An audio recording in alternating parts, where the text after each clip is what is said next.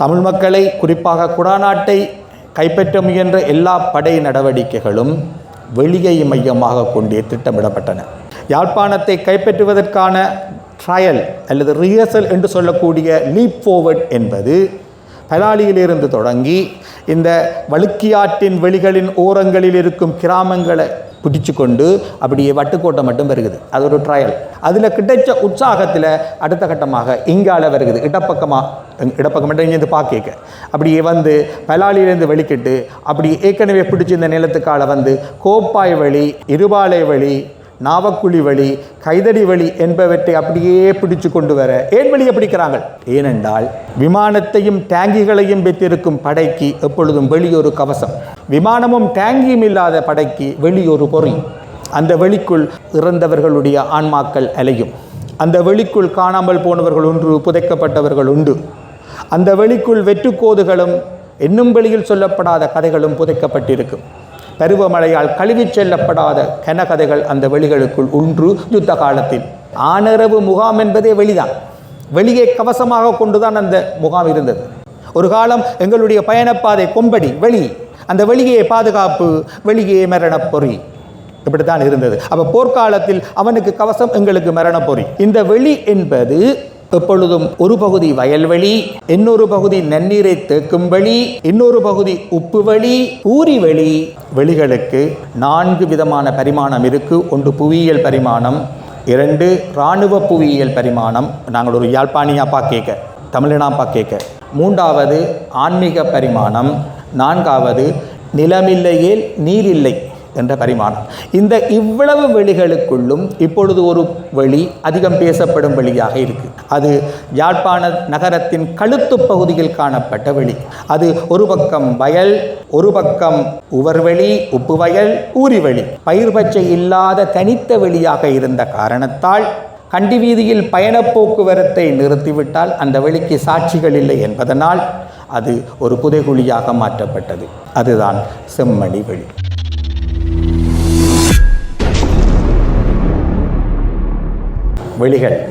வெளிகளின் மீதான என்னுடைய ஈர்ப்பு என்பது என்னுடைய 11 வயதுகளில் ரஷ்ய இலக்கியங்களுக்கூடாக வந்தது. குறிப்பாக சிங்கிம் ஐத்மத்தோவின் குல்சாரி, ஜமீலா போன்ற நாவல்களுக்கூடாக ஸ்டெப்பி வெளி எனக்குள் இறங்கியது. ரஷ்ய புரட்சியை பொறுத்தவரையிலும் ரஷ்யாவின் போர்களை பொறுத்தவரையிலும் ஸ்டெப்பி வெளி ஒரு பகுதி. குறிப்பாக ஆண்டன் செக்கோவ் ஸ்டெப்பி வெளி தொடர்பாகவே ஒரு படைப்பை தந்திருக்கிறார். பெரும்பாலான ரஷ்ய பேரிலக்கியங்களில் ஸ்டெப்பி வெளி ஒரு பாத்திரம், 2 கண்டங்களுக்கு இடையில் வரும் ஒரு வெளி. இந்த ஸ்டெப்பி வெளி என்பது ரஷ்யர்களை பொறுத்தவரை அவர்களுடைய விடுதலையின் சின்னம் என்று கூறுவார்கள். ஏனென்றால் அது அளக்க முடியாத ஒரு பெருவெளி. அது ரஷ்யாவை யாரும் அடக்க முடியாது என்பதன் ஒரு சின்னமாக, ஒரு குறியீடாக கருதப்படுகிறது ஸ்டெப்பி.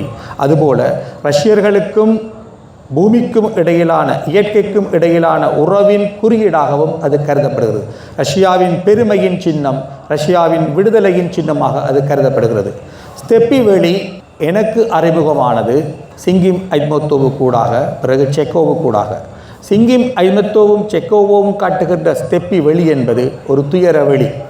ரஷ்ய புரட்சியின் போதும் ரஷ்யா நடத்திய போர்களின் போதும் அந்த புதல்வர்களை இழந்த, புதல்வர்களை துளைத்த, போருக்கு போன புதல்வர்களுக்காக காத்திருந்த அன்னையரின் துக்கத்தால் நிரப்பப்பட்ட வெளி. தம் கணவன்மார்களை இழந்த மனைவியர்களின் கண்ணீரால் நிரப்பப்பட்ட வெளி. ஸ்டெப்பி வெளி என்பது ஒரு துயர வெளியாகத்தான் எங்களுக்குள் இறங்கியது. இது முதல் கட்டம். 2ஆம் கட்டம், சிறு வயதிலேயே எனக்கென்று ஒரு பிரைவேட் வெளி இருந்தது. எங்களோட ஊரில் எங்களுக்கு ஒரு வயல் இருந்தது. அந்த வயலின் 2 பக்கமும் 2 குளங்கள் இருந்தன. ஒரு குளத்துக்கு பெயர் பால் குளம், இன்னொரு குளத்துக்கு பெயர் செலவை குளம். அது சாதி பெயரோடு இருந்தது. நான் அந்த பெயரை தவிர்த்து இப்போ புழக்கத்தில் இருக்கிற செலவை குளம் என்று சொல்கிறேன். அந்த குளம் அதாவது செலவை தொழிலாளிகளின் பெயரால் எங்களுடைய பகுதிகள் எல்லா இடங்களிலும் குளங்கள் உண்டு. அதுக்கு பெயர் அந்த சாதி பெயரால் இருக்கு. இந்த 2 குளங்களுக்கும் இடையே எங்களுக்கு வயல் இருந்தது. அந்த வயல்வெளிக்குள் தான் என் இளமை கழிந்தது. புல்மணம், அந்த தும்பிக்கு வாளில் நூலை கட்டி போட்டு, அது கெட்ட வேலை, ஆனால் ரசிக்கிற நாங்கள் தும்பி பிடிக்கிறது, வண்ணத்து பூச்சி பிடிக்கிறது, அந்த மண் உழைக்க வருகிற அந்த வாசம், மண்புழுவை பார்க்கிறது, இப்படி எல்லாம் அந்த வெளிக்குள்ளேயே என்னுடைய இளமைகள் கழிந்தன. ஆனால் இன்றைக்கு அந்த வெளி இல்லையா? 2 குளங்கள் அனாதையாக இருக்கின்றன. அந்த வெளி முழுதும் வீடுகள் வந்து விட்டன. ஈச்சமோட்டையில் அந்த 2 குளங்கள் மட்டும் அனாதையாக உண்டு, வெளி முழுதும் பயில். நான் இப்போ இருக்கிற திருநெல்வேலியிலும் திரு ஐங்கரநேசன் கூறுவது போல பின்னிக்கு இருந்த அந்த குளத்துக்கு சொந்தமான வெளிகள் அந்த குளத்திடமிருந்து பிரிக்கப்பட்டு விட்டன. ஒரு வயல் மட்டும் மிஞ்சி இருக்கிறதா எனக்கு ஞாபகம், அதுவும் இப்போ இருக்கும் எனக்கு தெரியாது. கணக்காக குப்பையும் போட்டாச்சு. அப்போ எனக்கென்று ஒரு சொந்தமான ஒரு தனிப்பட்ட வெளி இருந்தது, அதுவும் இப்போ இல்லை. இப்படித்தான் வெளிகளுடனான அனுபவம் தொடங்குது. பிறகு போர் வரைக்க இடப்பெயர்வுகளின் போது நான் யாழ்ப்பாணத்து வெளிகளுக்கு ஊடாக நடக்கத் தொடங்கினோம், இடம்பெயரத் தொடங்கினோம். இந்த அடிப்படையில் தான் வெளிகளுக்கும் எனக்குமான பரிச்சயம் வந்தது. நான் பெருமளவு என்னுடைய கவிதைகளில், குறிப்பாக யாழ்ப்பாணமே ஓ எனது யாழ்ப்பாணமே கவிதையில் நான் பெரும்பாலான யாழ்ப்பாணத்து வெளிகளை இணைத்திருக்கிறேன். இரிசாந்தியின் கவிதையிலும் செம்மணி வெளி, கைதடி வெளி, நாவற்குழி வெளி போன்ற வெளிகளை இணைத்தேன். எனக்கு அந்த ஸ்தெப்பி வெளிக்குள்ளால் வந்த வெளி என்பது துயரமானதாகவே எனக்கு எப்பொழுதும் இருக்கும். ஒரு மர்மமான துக்கத்தால் மூழ்கடிக்கப்பட்டதாக தெரியும். இந்த அடிப்படையில் தான் இப்பொழுது வெளிகளை பற்றி பார்க்கலாம். வெளி என்பது நாங்கள் வெட்டு என்று சொல்கிறோம், தரவை என்று சொல்கிறோம், வெவ்வேறு பெயர்களால் அழைக்கலாம். இந்த வெளிகளுக்கு 4 பரிமாணங்கள் இருப்பதாக நான் நம்புகிறேன். முதலாவது, அதுக்கு ஒரு புவியியல் பரிமாணம் இருக்குது. அது பொதுவானது. இரண்டாவதாக, ஒரு யாழ்ப்பாணத்தாராக என்னை பொறுத்தவரையிலும் அதுக்கு ஒரு இராணுவ புவியியல் பரிமாணம் இருக்குது. நாங்கள் அதை அடுத்ததாக பார்ப்போம். மூன்றாவதாக, வெளிக்கு ஒரு படைப்பாளியாக ஒரு ஆன்மீக பரிமாணம் இருக்குது. நாலாவதாக, இங்கே நாங்கள் கூடியிருக்கிற அந்த விஷயம், அந்த நிலத்தடி நீரை ரீசார்ஜ் பண்ணுகிற நீரை தேக்கும் வெளிகள் என்ற அடிப்படையில் நீர் என்பது தனியே இல்லை. நிலம் இல்லை என்றால் நீர் இல்லை. அரசறிவியலில் நிலம் இல்லை என்றால் நீர் இல்லை. நிலத்தை இழந்தால் நீரையும் இழப்பாய். எனவே அந்த அடிப்படையில் அந்த வெளியை ஒரு நிலமாக பார்க்கிறேன், நிலத்தின் ஒரு பகுதியாக. இப்போ முதலாவதாக அதனுடைய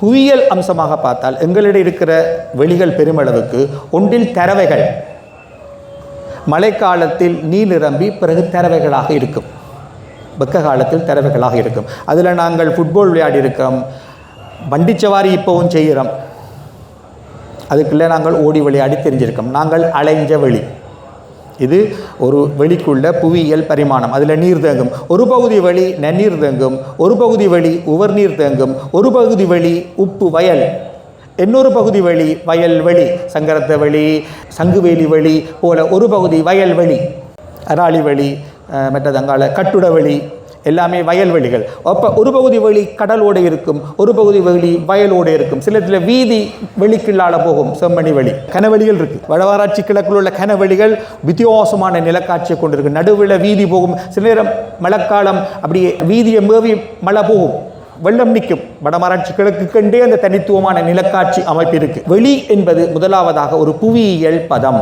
இரண்டாவதாக அது ஒரு இராணுவ புவியியல் பதம். ஒரு தமிழனாக தமிழ் மக்களை, குறிப்பாக குடாநாட்டை கைப்பற்ற முயன்ற எல்லா படை நடவடிக்கைகளும் வெளியை மையமாக கொண்டே திட்டமிடப்பட்டன.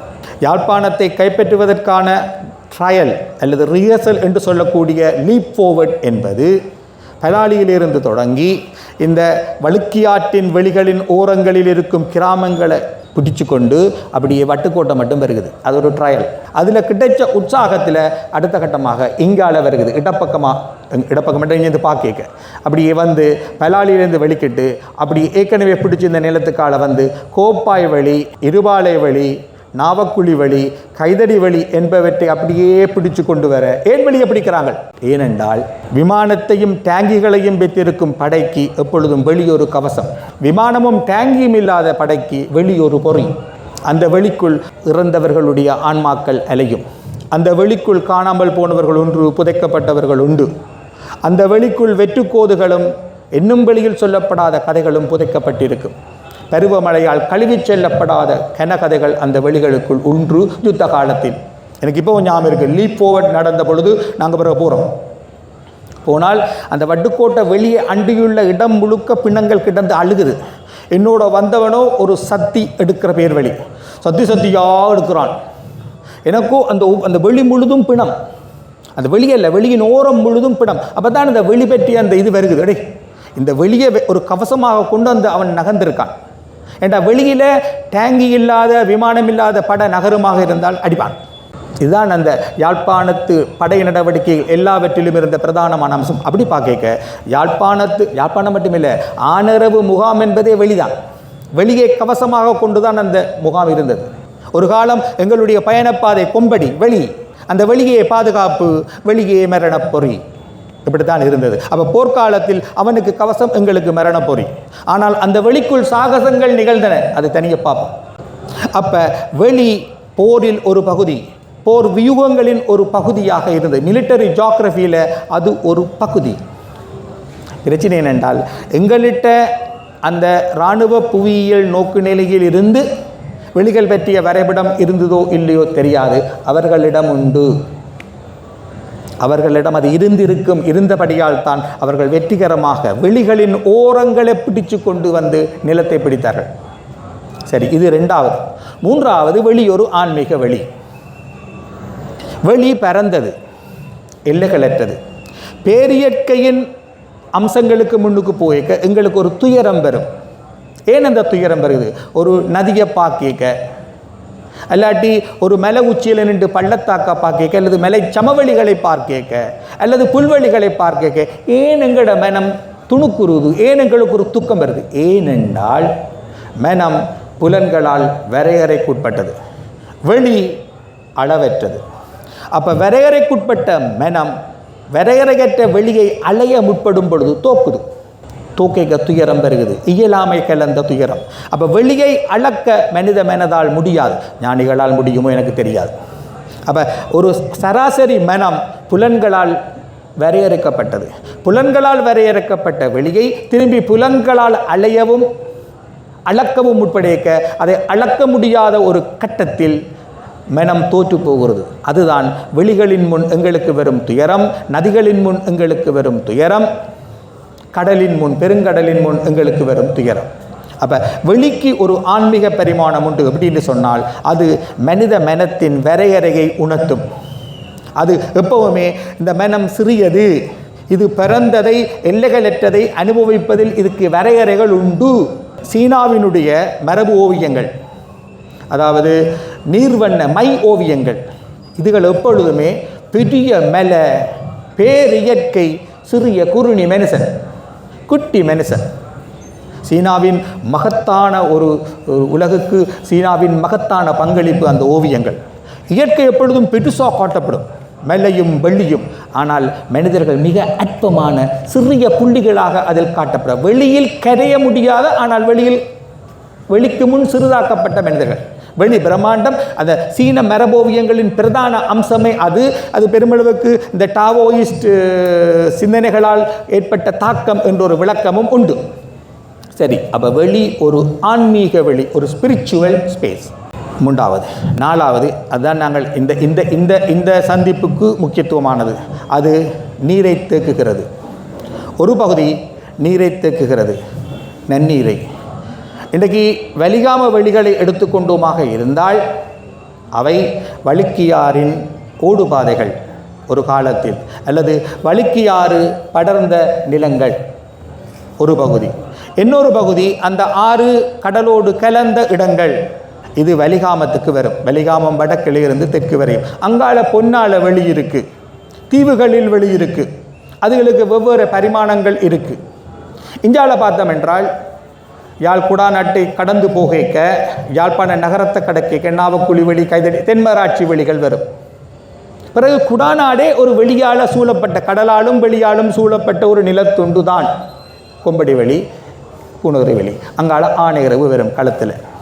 அப்போ இந்த வெளி என்பது எப்பொழுதும் ஒரு பகுதி வயல்வெளி, இன்னொரு பகுதி நன்னீரை தேக்கும் வெளி, இன்னொரு பகுதி உப்பு வெளி, ஊரி வெளி, செம்பணியில் மனித புதைகுழி வெளி. அப்ப இந்த வெளிகளை நாங்கள் பார்ப்போமாக இருந்தால் இதுக்கு நிலத்தடி நீரை ரீசார்ஜ் பண்ணுவதில் மட்டுமல்ல அரசியல் ரீதியாகவும் ஒரு முக்கியத்துவம் இருக்கு. என்னென்று சொன்னால் நான் முன்னுக்கு சொன்னதுதான். நிலம் இல்லை என்றால் நீர் இல்லை. இது பேசிக்கான அடிப்படையான ஒரு தத்துவம். நிலம் இல்லாட்டி நீங்கள் நீரை எவ்வளவு வச்சிருந்தும் ஒன்றும் செய்ய மாட்டீங்க. எனவே நிலம் உங்களிடம் இருந்தால் தான் நீர் இருக்கும். அப்போ இந்த நிலத்தில் நீங்கள் நீரை தேக்க தேக்க நீங்கள் நீரை மேலும் சேகரிக்க தொடங்குவீர்கள். இந்த அடிப்படையில் இந்த சந்திப்புக்கு முக்கியத்துவமானது பெருமளவுக்கு இந்த 4வது வெளிதான். நீரடி நிலத்தை ரீசார்ஜ் பண்ணுகிற வெளி, அல்லது இருந்து இல்லாமல் போன ஒரு ஆற்றின் ஞாபகமாக இருக்கிற வெளி. சரி, இப்படி பார்க்க யாழ்ப்பாணத்தின் வெளிகளை நான் ஒவ்வொரு பிராந்தியத்துக்குள்ளாலையும் என்னுடைய இவ்வளவு கால அனுபவத்துக்குள்ளாலையும் தொடர்புகளுக்குள்ளாலையும் சேர்த்து கொண்ட தகவல்கள். இது முழுமையான தகவல் அல்ல. நான் இந்த துறைக்குரிய ஒரு ஆராய்ச்சியாளனும் அல்ல. அடிப்படையில் நான் ஒரு ஜியோகிராஃபி மாணவனே அல்ல. சரி, முதலாவது வடமாராட்சி வெளிகள். இதில் நீங்கள் இருந்தால் ஊராக்கள் அதை திருத்திக் கொள்ளுங்க. வெள்ளை வெளி இது வடமராட்சியின் தொடக்கத்தில் வருகிறது, அப்புறம் வடமராட்சிக்கு உள்ளேயும் வருது. உள்ளதில் பெரிய வெளி வடமராட்சியில். மாயக்க வெளி இது ஒரு ஐதீக வெளி. இதுக்கு ஒரு கிணறு இருக்கு, அதில் நீர் சுழித்து கொண்டு போய் நிரம்பும் என்று சொல்லுவார்கள். அது தொடர்பாக கதைகள் இருக்கு. நான் அதுக்கு போக விரும்பல. அது தனியாக ஆராயப்பட வேண்டிய ஒரு வெளி, மாயக்கை வெளி. அந்த பேருக்குள்ளேயே ஒரு மாயம் இருக்கு. அடுத்தது மாதனை வெளி. மாதன வெளி பருத்தித்துறைக்கும் தும்பளைக்கும் இடையில வரும். இந்த மாதன வெளிக்கு தள்ளி ஒரு பல்லப்பை வெளி இருந்தது. அது பெருமளவுக்கு படையினரின் கட்டுப்பாட்டில் இருந்து இப்ப ஃபுட்பால் கிரவுண்டா மாறிட்டு. இந்த பல்லப்பை வெளிக்குள்ளேயும் கணக்கா மர்மங்கள் உண்டு. நீண்ட காலம் அது ஒரு தனித்த வெளியாகத்தான் இருந்தது. பல்லப்பை வெளி என்னத்துக்கு போர்க்கால மர்மங்களை சொல்றேன் நான். அடுத்தது புற்றலை வெளி. புற்றலை வெளியோட தான் பல்லப்பை வெளி கனெக்ட் ஆகுது, மாதன வெளியோட இல்ல. இஞ்சால வருது, சரிதானே? புற்றலை வெளி. அடுத்தது தும்பளையில் மூக்கம். இது பௌர்ணமி நாட்களில் இது ஒரு கடலோடு அப்படியே ஓரமாக கடலை அண்டி காணப்படுகிற ஒரு ஸ்ட்ரைப், ஒரு துண்டா அப்படியே காணப்படும். இதில் நன்னீரும் இருக்கும். பௌர்ணமி நாட்களில் கடல் நீர் மூடும். இதில் இறால் பிடிப்பார்கள். ஒரு நீண்ட பரப்புக்கு இந்த வெளி இருக்கு. ஒரு நதி போல, காய்ந்த நதி போல ஒரு நீண்ட பரப்புக்கு இந்த வெளி இருக்கு. இது தவிர வல்லிபுர கோவிலில் இருந்து தீட்டக்கரையை நோக்கி செல்லும் ஒரு வெளி இருக்கு. கிட்டத்தட்ட பல கிலோமீட்டர்கள் விஸ்தீரணமான வெளி. இந்த வெளியில் ஒரு சிறு பாதைக்கால நடைபாதைக்களால் தான் தீர்த்த கோயிலுக்கு நாங்கள் போகிறோம். ஆனால் அது ஒரு பெரிய வெளி. சில நேரம் இந்த வெளிதான் வல்லிபுர செப்பேட்டில் உள்ள வெளியோ தெரியாது. எனக்கு அந்த துறையில் பெரிய ஞானம் இல்லை. வல்லிபுர செப்பேட்டில் ஒரு வெளி இருப்பதாக சொல்லப்படுகிறது. இதுவாக இருக்கலாம். அடுத்தது வடமராட்சி கிழக்கில் நான் ஏற்கனவே சொன்னது போல வித்தியாசமான நிலத்தோட்டங்கள் உண்டு. வீதியின் இருமரங்கிலும் இருவேறு வெளிகள் இருக்கும். மழைக்காலங்களில் அந்த நூதனத்தை நாங்கள் காணலாம். வடமராட்சி கிழக்கின் வெளிகளுக்கென்றே தனித்துவம் இருக்கு. குறிப்பாக மணற்காட்டில் இருந்து நாகர்கோயில் வரையிலும் ஏறக்குறைய 10க்கு குறையாத கிலோமீட்டர்கள் தூரத்துக்கு, கடலிலிருந்து 300 மீட்டரிலிருந்து அதுக்கு கூடிய ஒரு பரப்புக்கு நீண்ட ஸ்ட்ரைப்பாக ஒரு வெளி இருக்கு. இதில் ஃபுட்பால் விளையாடுவார்கள், பயணங்கள் செய்வார்கள், எல்லாமே செய்வார்கள். இந்த வெளி சில நேரம் 2 நீரும் கலக்கும். இது ஒரு வித்தியாசமான வெளி. இது தொடர்ந்து இந்த வெளி இருக்கு. இந்த வெளி என்னும் அபகரிக்கப்படாத ஒரு வெளி, கடல் வெளி. சரி, இவ்வளவும் வடமராட்சி வெளிகள். இதில் ஒரு வெளி வரும் கப்பூது வெளி. அது உண்மையில் தென்மாராட்சியில் தொடங்குறபடியால் நான் அதை வடமராட்சிக்குரிய வெளியா சொல்லி நான் அது வடமராட்சியை போர்டராக கொண்ட வெளி. அது வடமராட்சி வெளிக்குள்ளையும் வருது. மண்டான் வெளி கப்பூது வெளியின் கிளை வெளி என்றேக அதுக்குள்ள இந்த வெளியும் அந்த வெளியும் கலக்குது. நாங்கள் வெவ்வேறு பேர்களில் வெளிகளை அழைக்கிறோம். நான் பார்த்த அளவில் சில வெளிகளுக்கு கிராமங்களில் பேர் இருக்கும். நாங்கள் ஜென்ரலாக ஒரு பேர் வச்சிருப்போம், பொதுவான ஒரு பேர் கப்பூது வெளி. ஆனால் கப்பூது வெளியோட வேறு வேறு வெளிகள் லிங்கா இருக்கும். அந்தந்த கிராமம் பெருவெளி உள்ளதில் பெரிய வெளி கப்பூது வெளி தான். 23.5 சதுர கிலோமீட்டர். யாழ்ப்பாணத்தில் உள்ள மிகப்பெரிய வெளி கப்பூது வெளி. அது ஒரு நூதன வெளியும். ஒரு பக்கம் அந்த உப்பு தாவரங்கள் வளரும் வெளி, இன்னொரு பக்கம் தெரவ ஊரி வெளி, இஞ்சால கொஞ்சம் வயல்கள். யாழ்ப்பாணத்தின் மிகப்பெரிய வெளி வடமராட்சியையும் தென்மராட்சியையும் இணைக்கும் வெளி. சரி, இப்போ நாங்கள் வெளிகாமத்துக்கு வருவோம். வெளிகாமம் உயனவெளி. உண்மையில் உயனவெளி எனக்கு முதலில் அறிமுகமானது சேரனின் கவிதை ஒன்றில். சேரனின் ஒரு கவிதையில் வரும் அளவட்டி பக்கம் உயனவெளி என்று. நான் ஸ்டெப்பி வெளியில் அலக்களிக்கப்பட்ட காலத்தில் அந்த கவிதையை படித்தேன். நான் நினைக்கிறேன் அது ஒரு போர்க்கவிதை தான். அதில் உயனவெளி வரும். அதுக்கு பிறகு பினாக்கை வெளி. அடுத்தது சங்கரத்த வெளி, சங்குவேலி வெளி, பெருமளவுக்கு வயல்வெளிகள். அப்படியே வந்தால் அராளி வெளி, நவாளி வெளி, அதான் கட்டுட வெளி, பொன்னாள வெளி, கல்லுண்டாய் வெளி, பொம்மை வெளி. இதில் ஒரு பகுதி வயல்வெளிகள், ஒரு பகுதி தரவைகள், ஒரு பகுதி நன்னீர் தேக்கும் நிலங்கள், பெருமளவுக்கு வழுக்கியாற்றின் வடிநிலங்கள். இப்படியே வந்தால் கடலுக்கு வர பொம்மைவெளி இனி தீவு வர போகுது. இதுக்கு முதல் வெலிகாமத்தில் இஞ்சால போனோம் என்றால் வழுக்கியாற்றுக்கு தள்ளி போனோம் என்றால் கோப்பாய் வழி, இருபாலை வழி, நீர்வேலி வழி இருக்கு. இதுக்கெல்லாம் செம்மணி வழியும் வரப்போகுது. அருகு வழி வருகிறது, அதை நாங்கள் தென்மராட்சியுடன் போட வேண்டி வரும். இது வெலிகாமத்தில் உள்ள வழிகள். இனி தீவு பகுதி. தீவு பகுதியில் மண்டதீவு வழி, அல்லப்பிட்டி வழி, வேலனை வழி, அதில் அராளி வழியும் கலக்குது, மண்கும்பான் வழியும் கலக்குது. மற்ற சரவண வெளி தொடர்பாகவும் நாகதீப கல்வெட்டில் குறிப்புகள் இருப்பதாக ஊர்ஜிதப்படுத்தப்படாத ஒரு தகவல் இருக்கு. இன்றைக்கு அந்த பிரதேச சபை உறுப்பினர் ஒருவர் சொன்னார், சரவண வெளியை தாங்கள் எல்லையிடுவதில் தங்களுக்கு சவால்கள் உண்டு, ஏனென்றால் வேற அரச திணைக்களங்கள் அதில் தலையிடலாம் என்று. சில நேரம் சரவண வெளிக்கு ஒரு தொல்லியல் முக்கியத்துவம் இருக்கும் என்றால் அந்த திணைக்களம் வந்துடும், பிறகு உங்களோட வழியா இருக்காது. இது சரவண வெளி தொடர்பாக அவர் சொன்னது. அப்படியே நாங்கள் சரவண வெளியே கடப்பமாக இருந்தால் அது நாகதீவு கல்வெட்டுன்னு சொல்றாங்களா. அடுத்தது புங்குடுதீவு மடத்து வழி, அது பெரிய வழி. பிறகு புங்குடுதீவுல முற்ற வழி என்ற ஒரு வழி இருக்கு. அதுக்கு அங்கால சங்கத்தார்கள் கிஞ்சால முனையப்புலம் வழி என்ற ஒரு மேய்ச்சல் திரை இருக்கு. பிறகு இருப்பிட்டி வழி, பிறகு கரந்தள்ளி வழி, அதுல புங்குடுதீவின் பருவகால ஆறு கள்ளியாறு வந்து போற வழி. கள்ளியாரின் ஓரத்தில் கரந்தள்ளி வழி இருக்கு. பிறகு ஊர்காவத்துறையில கண்ணகையம்மன் கோயில் அடி வழி. இந்த வழி தனியார் காணிகளும் இருக்கு, அரச காணிகளும் இருக்கு. அரச திணைக்களத்தின் கட்டுப்பாட்டில் உள்ள ஒரு பகுதியும் இதுக்கு இருக்கு. அடுத்தது சுருவில் வழி, அங்கால பருத்தி அடைப்பின் ஓரமாக காணப்படும் உருண்டி வழி, அதுல பழைய கோட்டை இருக்கு. இந்த உருண்டி வழி ஒரு காலத்தில் இறங்குதுறையாக இருந்திருக்கு, முன்னைய அந்த கொலோனியல் காலங்களில். உருண்டி வழி இவ்வளவும் தீவு பகுதியில் உள்ள வழிகள். இனி தென்மராட்சி வழிகள். தென்மராட்சி வழி உண்மையில கைதடி நாவக்குழியில தொடங்கி அங்கால அருகு வழி வந்து கோயிலாக்கண்டி, தெனக்கிழம்பு, மரவன் புலோ போன்ற பகுதிகளை உள்ளடக்கி வரும் அருகு வழி. பிறகு மிருசுவிலில ஒட்டு வழி, அங்கால கொடிகாமத்தில் எருவன் வழி, அங்கால கல்வயலில் இல்வேரை வழி, குருவிக்காடு பகுதியில் சரசாலை வழி, மட்டுவில் வழி, வேம்பிராய் மந்துவில் பக்கம் வேம்பிராய் வழி, வரணி வழி, முள்ளி வழி, யாக்கரை வழி, மண்டான் வழி, கப்பூது வழிதான் உள்ளதில்லை. யாழ்ப்பாணத்தில் உள்ள வழிகளிலேயே மிகப்பெரியது, 23.5 சதுர கிலோமீட்டரை கொண்டது. இந்த கப்பூது வழி தொடர்பாக தில்லையம்பல பிள்ளையார் சரித்திரத்தில் சிறு குறிப்புகள் உண்டு.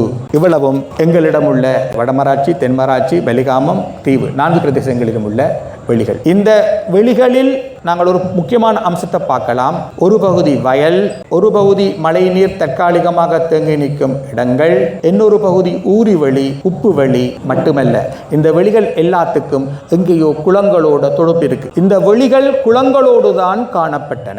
பெரும்பாலான வெளிகளுக்கு குளங்கள் அல்லது பருவகால ஆறுகளோட உறவு இருக்கு. இந்த வெளிகளும் குளங்களும் அல்லது இந்த வெளிகளும் வயல்களும் இணைந்து பிறந்தன அல்லது இணைந்து உருவாகின.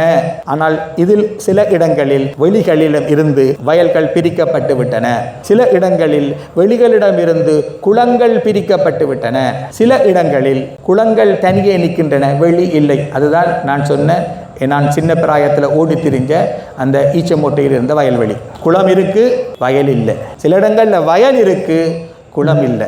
ஆனாலும் வெளிகள் ஓரளவுக்கு இருக்கு. எனவே நான் திரும்பியும் விட்டடத்துக்கே வாரன். வெளிகளுக்கு 4 விதமான பரிமாணம் இருக்கு. 1 புவியியல் பரிமாணம், 2 இராணுவ புவியியல் பரிமாணம், நாங்கள் ஒரு யாழ்ப்பாணியாப்பா கேட்க, தமிழினாப்பா கேட்க. 3வது ஆன்மீக பரிமாணம், 4வது நிலமில்லையே நீரில்லை என்ற பரிமாணம். இந்த இவ்வளவு வெளிகளுக்குள்ளும் இப்பொழுது ஒரு வெளி அதிகம் பேசப்படும் வெளியாக இருக்கு. அது யாழ்ப்பாண நகரத்தின் கழுத்து பகுதியில் காணப்பட்ட வெளி. அது ஒரு பக்கம் வயல், ஒரு பக்கம் உவர்வெளி, உப்பு வயல், ஊரிவெளி, பயிர் பச்சை இல்லாத தனித்த வெளியாக இருந்த காரணத்தால் கண்டி வீதியில் பயண போக்குவரத்தை நிறுத்திவிட்டால் அந்த வெளிக்கு சாட்சிகள் இல்லை என்பதனால் அது ஒரு புதைகுழியாக மாற்றப்பட்டது. அதுதான் செம்மணி வெளி. சரி, நான் சொல்லிட்டேன்.